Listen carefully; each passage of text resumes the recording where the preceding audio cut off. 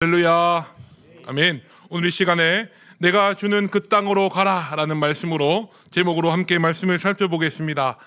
오늘 우리는 이제 여호수아의 말씀을 시작하게 되는데요, 여호수아의 말씀을 보게 되면 여호수아라는 책은 성경의 여러 책들 가운데에 하나님의 신실하심, 약속을 변하지 않고 지키시는 그 하나님의 신실하심을 가장 확실하게 증언하는 책이라는 평가를 받는 책입니다. 왜 그런가 하면 여호수아의 말씀들을 살펴보게 되면 하나님께서 수백 년 전에 아브라함에게 하셨던 그 약속들을 하나님은 수백 년이 지났음에도 불구하고 신실하게 지키시기 때문이고, 또 그 약속의 수혜자들, 하나님이 주셨던 그 약속의 성취를 바라보는, 그 경험하는 그 이스라엘 백성들이 하나님이 주셨던 그 가나안 땅을 어떻게 나누었는지에 대한 회고의 말씀이 오늘 우리가 살펴보는 여호수아 말씀의 대부분을 차지하기 때문에 그렇습니다. 또한 여호수아는 실제 이스라엘 백성들이 차지했던 그 가나안의 성읍과 지역들의 이름을 상세하게 기록함으로써 하나님께서 아브라함에게 주셨던 그 약속의 말씀들이 여호수아의 시대에 와서 완벽하게 이루어졌다는 사실을 강조하는 말씀입니다. 하나님이 그 약속을 신실하게 지키셨고, 그 이스라엘 백성들이 그 하나님의 말씀대로 그 가나안 땅을 정복하였기 때문에 이스라엘 백성들은 그 가나안에 살던 원주민들을 물리치고 그 가나안 땅에 정착하여 살 수 있게 되었다라는 것입니다. 그러나 여호수아의 말씀이 단지 하나님께서 이스라엘 백성들의 선조들에게 주셨던 그 약속이 어떻게 성취되었는가라고 하는 것만 전하는 책이 아니라는 사실을 우리는 기억해야 합니다. 애굽에서부터 광야 생활을 거쳐 이제 한 국가의 크기로 커져버린 이스라엘 백성들이 하나님이 주시는 그 가나안 땅에서 시작된 정착 생활을 어떻게 지속시켜 나갈 것인가, 바꿔 말하면 하나님이 주신 그 가나안 땅에서 이스라엘 백성들은 어떻게 살아야 하는가에 대한 문제를 던져주는 말씀이 오늘 우리가 함께 살피는 여호수아의 말씀이라는 것입니다. 본문 1절에 무엇이라고 말합니까? 모세의 후계자로 선택된 여호수아를 성경은 모세의 수종자였다고 소개합니다. 그러나 마지막 여호수아의 죽음을 기록하는 24장에 가서 보면 여호수아를 더 이상 모세의 수종자가 아니라 여호와 하나님의 종이라고 기록하면서 여호수아는 일평생 사는 동안 하나님이 인정하시는 하나님의 종으로서 그 사명을 수행했다는 사실을 성경은 분명히 기록하고 있습니다. 또 1절 말씀을 보게 되면 모세 이후에 이스라엘의 지도자로 세워진 그 여호수아의 이름을 눈의 아들 여호수아라고 소개하는데요, 그런데 민수기 13장 8절 말씀에 가서 보면 이 여호수아의 원래 이름이 여호수아가 아니었다라는 사실을 기록합니다. 민수기 13장 8절 말씀은 여호수아의 원래 이름은 구원이라는 뜻을 가진 호세아였다라고 분명히 기록합니다. 그러나 민수기 13장 16절 말씀에 가서 보면 정탐을 마친 이후에 모세가 그 호세아의 이름을 여호와는 구원이시다, 여호와께서 구하실 것이다 라는 뜻을 가진 여호수아로 이름을 바꾸어 불렀다라고 성경은 분명히 기록합니다. 오늘 우리가 살펴보는 이 여호수아 1장 1절로 9절까지의 말씀은 이스라엘 백성들을 이끌어왔던 모세가 죽은 후에 그 후계자로 세워진 눈의 아들 여호수아에게 임한 하나님의 말씀을 기록하는 본문입니다. 오늘 우리는 1절로 9절까지의 말씀을 읽었지만 오늘 본문은 세 부분으로 나누어서 생각할 수 있습니다. 첫 번째 부분은 여호수아에게 너는 요단강을 건너 가나안 땅을 정복하러 가라라고 말씀하시는 하나님의 명령이 1절과 2절에 기록되어 있고요. 또 두 번째 부분은 이스라엘이 차지할 가나안 땅의 경계, 어디서부터 어디까지의 땅을 취하라라고 말씀하시는 하나님의 말씀이 두 번째 부분에 기록되어 있습니다. 마지막으로 성공적인 가나안 땅 정복을 위하여 이스라엘 백성들에게 주시는, 또 여호수아에게 주시는 하나님의 권면의 말씀들을 5절로 9절까지 본문은 기록하고 있습니다. 오늘 우리가 살피는 본문 말씀을 통하여 이스라엘 백성들과 여호수아의 뿐만 아니라 오늘 이 말씀을 함께 나누는 우리에게 동일하게 말씀하시는 하나님의 음성을 듣고 하나님의 말씀 앞에 온전히 순종하는 저와 여러분들이 다 되실 수 있기를 간절히 소망합니다. 아멘. 먼저 살펴볼 1절과 2절 말씀을 보면 여호수아에게 명령하시는 하나님의 말씀, 여호수아에게 명령하시는 하나님의 명령을 기록하고 있는데, 앞서 제가 살펴봤던 것처럼 1절 말씀은 여호수아를 모세의 수종자라고 소개합니다. 이스라엘 백성들을 애굽에서부터 지금 여기까지, 가나안 입성을 앞둔 지금 여기까지 인도했던 모세가 40년 동안 이렇게 놓은 안정적이고 성공적인 지도력을 여호수아가 이어가야 한다라는 사실은 후임자인 여호수아의 마음에 적지 않은 부담으로 작용했을 것입니다. 여호수아 자신의 마음에도 내가 과연 모세처럼 이 이스라엘 백성들을 잘 이끌어갈 수 있을까? 과연 나 하나 때문에 이스라엘 백성들 전체가 멸망당하지는 않을까 하는 그런 걱정스러운 마음들, 그런 불안한 마음들이 분명히 있었을 것입니다. 그러나 하나님은 그러한 여호수아를 향하여 무엇이라고 말씀하십니까? 2절 말씀을 보게 되면 하나님은 모세에게 그러셨던 것처럼 여호수아에게 직접 말씀하고 계신다라는 겁니다. 무엇이라 말씀하십니까? 내 종 모세가 죽었으니 너는 그를 대신하여 백성들을 이끌고 요단강을 건너가라 라고 하나님이 직접 여호수아에게 말씀하고 계십니다.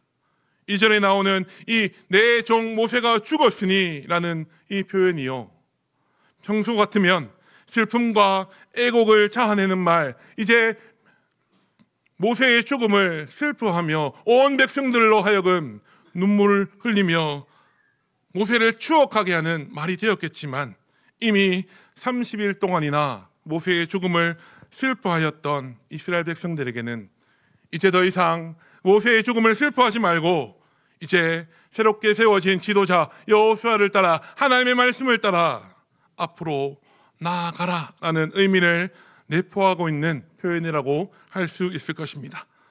이스라엘 백성들을 40년 동안이나 이끌어왔던 모세, 이스라엘 백성들이 종살이하던 그 애굽에서 가나안 땅을 눈앞에 둔 지금 여기까지 이스라엘 백성들을 이끌었던 모세의 죽음으로 인하여 어찌할 바를 모르고 갈팡질팡하고 있던 그 이스라엘 백성들을 향하여 하나님은 아주 분명하고 명확하게 이스라엘 백성들이 무엇을 해야 하는지 말씀하고 계신다라는 겁니다.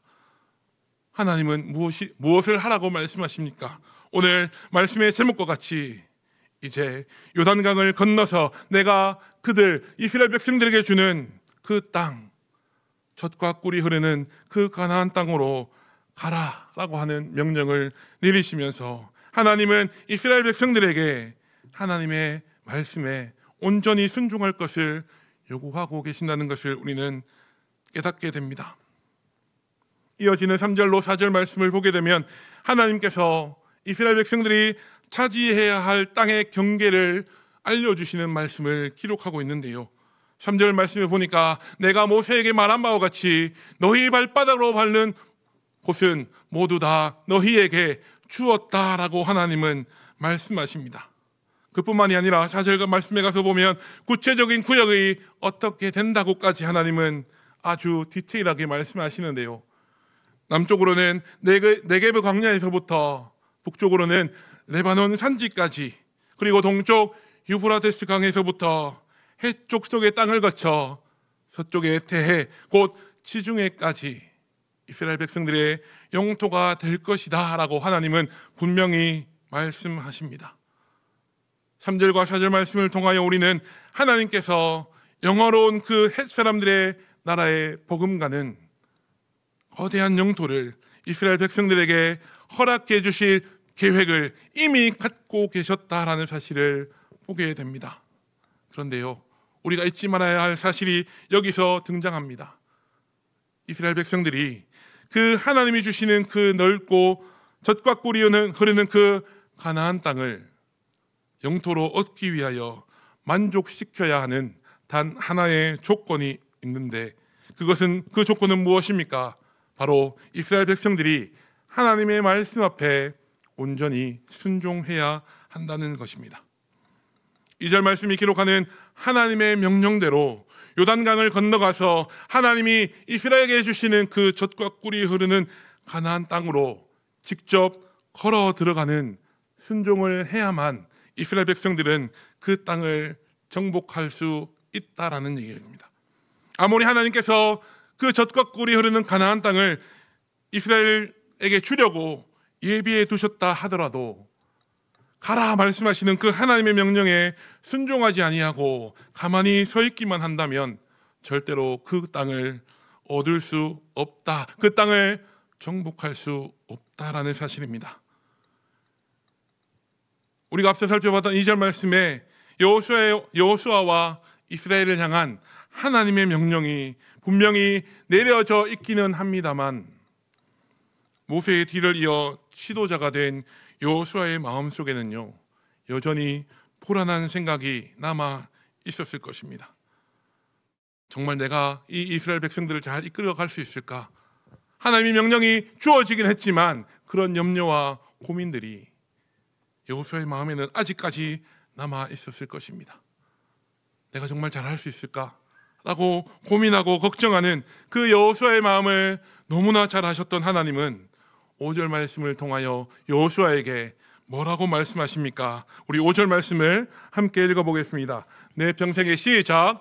내 평생에 너를 능히 대적할 자가 없으리니 내가 모세와 함께 있었던 것 같이 너와 함께 있을 것임이니라. 내가 너를 떠나지 아니하며 버리지 아니하리니. 아멘. 아멘.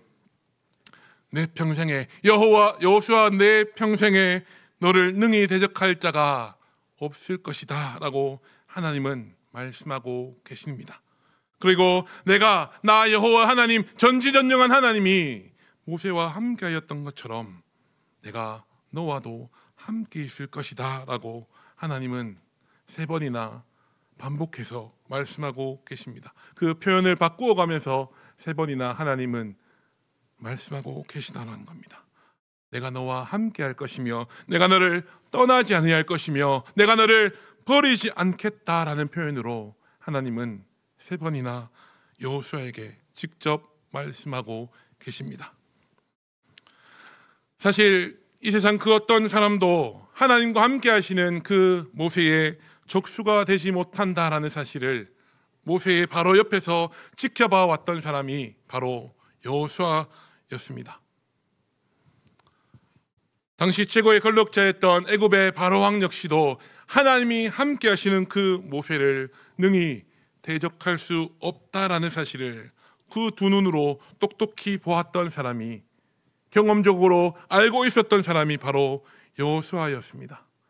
모세와 함께 하셨던 그 하나님이 여호수아와도 함께 하실 것이고, 그 결과 여호수아의 앞길을 막을 수 있는 사람은 아무도 없기 때문에 여호수아를 향하여 또 이스라엘 백성들을 향하여 두려워하지 말라라는 말씀을 하나님은 지금 직접 여호수아에게 말씀하고 계십니다. 사실 하나님이 여호수아와 함께 하겠다 하시는 그 말씀은요, 여호수아와 이스라엘 백성들의 길에는 이제 앞으로 승승장구할 일만 남았다라는 사실을 약속하시는 말씀이기도 하다는 사실을 우리는 기억해야 될 줄로 믿습니다. 그러면 하나님이 함께 하셔서 승리를 보장받은, 형통과 평안을 약속받은 그 여호수아와 이스라엘 백성들이 무엇을 해야 합니까? 지금 그 약속을 받아놓은 이스라엘 백성들과 여호수아는 무엇을 해야 하겠습니까? 이 질문에 대한 답은요, 하나님이 지금 여호수아와 이스라엘 백성들에게 무엇을 명령하시는가를 생각해 보면 금방 찾을 수 있습니다. 우리가 읽었지만 6절과 7절 그리고 9절 말씀을 보게 되면 하나님은 의도적으로 강하고 담대하라라는 말씀을 반복해서 되풀이하고 계시는 것을 우리는 보게 됩니다. 한두 번도 아니고 하나님이 3번이나 여호수아에게 또 이스라엘 백성들을 향하여 너희는 강하고 담대하라라고 권면하고 계신다는 거죠. 하나님은 여호수아에게 아무런 근거 없이 맹목적으로 강하고 담대하라라고 말씀하시는 것이 절대로 아닙니다. 하나님은 하나님과의 관계를 바탕으로 강하고 담대하라라고 여호수아에게 말씀하고 계신다는 겁니다. 이 말을 다르게 표현하면 어떤 말이 됩니까? 나 여호와가 너와 함께하며 이스라엘 백성들과 함께하며 그들을 지금도 여전히 불꽃 같은 눈동자로 지켜보고 있기 때문에 너는 그것을 믿고 강하고 담대하라라고 명령하고 계신다는 겁니다.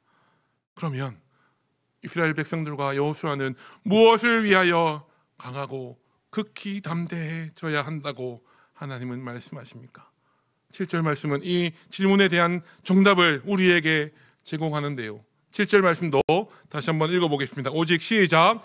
오직 강하고 극히 담대하여 나의 종 모세가 내게 명령한 그 율법을 다 지켜 행하고 우로나 좌로나 치우치지 말라. 그리하면 어디로 가든지 형통하리니. 아멘. 하나님은 무엇이라 말씀하십니까? 극히 강하고 극히 담대하여 무엇을 하라라고 말씀하십니까? 하나님은요, 여호수아가 가나안 땅을 정복하는 그 전쟁의 과정들을 수행해 가면서 강하고 극히 담대하라고 말씀하신 것이 아니라는 것을 7절 말씀은 분명히 우리에게 말해줍니다. 여호와 하나님께서 주신 그 율법, 그 하나님의 말씀을 지키는 일에 있어서 강하고 극히 담대하라라고 하나님은 우리에게 명령하고 계신다는 겁니다. 7절 말씀을 통해 우리는 하나님이 이스라엘의 새로운 지도자로 세워진 그 여호수아에게 하나님의 말씀을 온전히 순종하고 지키겠다는 의지와 각오를 요구하고 계신다는 것을 보게 됩니다. 그뿐만이 아니라 8절 말씀은 이렇게 기록합니다. 이 율법책을 내 입에서 떠나지 말게 하며 주야로 그것을 묵상하여 그 안에 기록된 대로 다 지켜 행하라 라고 말씀하십니다. 이 말의 뜻은 무엇입니까? 이스라엘을 이끌어가는 여호수아가 그 삶이 곧 하나님의 말씀, 그 율법 안에 그 지배 아래 있어야 된다는 뜻이고요. 여호수아가 하는 일과 모든 결정들은 사람의 기준, 사람이 눈으로 보기에 어떠한지에 따라 달라지는 것이 아니라 오직 하나님의 말씀, 그 율법의 기준대로 결정해야 한다라는 뜻입니다. 8절 하반절 말씀은 그리하면 율법을 주야로 묵상하며 그 안에 기록된 대로 다 지켜 행하면 어떻게 될 것이라 말씀합니까? 내 길이 평탄하게 될 것이며 내가 형통하리라 라고 하나님은 분명히 말씀하십니다. 하나님은요, 하나님의 말씀에 순종하는 자, 하나님과 언제 어디서나 동행하는 자가 받게 될 복에 대하여 하나님은 분명히 기록하고 계신다라는 것입니다. 그리고 마지막 9절 말씀을 통하여 하나님은 이렇게 말씀하십니다. 내가 내게 명령한 것이 아니냐? 강하고 담대하라.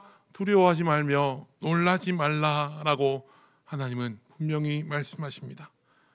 오늘 말씀을 통해 보는 것처럼 여호수아가 강하고 담대하게 하나님의 말씀에 순종하고자 하는 결단을 하나님 앞에 올려드리는 것, 또 하나님이 주신 그 가나안 땅을 정복해가는 그 모든 과정들이 하나님께서 친히 여호수아에게 명령하신 것이기 때문에 여호수아는 그저 순종하기만 하면 된다라는 사실을 하나님은 분명히 말씀하고 계신다라는 것입니다.